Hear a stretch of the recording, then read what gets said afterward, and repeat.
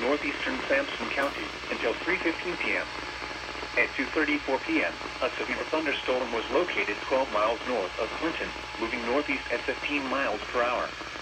Hazard, 60 miles per hour wind gusts. Source, radar indicated. Impact, expects damage to roofs, siding, and trees.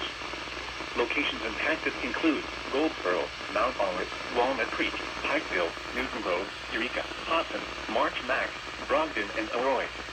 A tornado watch remains in effect for the warned area. Tornadoes can develop quickly from severe thunderstorms. Although a tornado is not immediately likely, if one is spotted, act quickly and move to a place of safety inside a sturdy structure such as a basement or small interior room.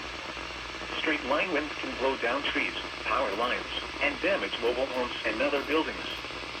Seek shelter in a sturdy structure until the storm has passed. Stay away from windows as flying debris generated by damaging winds can be deadly. Repeating, a severe thunderstorm warning has been issued until 3:15 p.m. for the following counties in North Carolina, Sampson, and Wayne.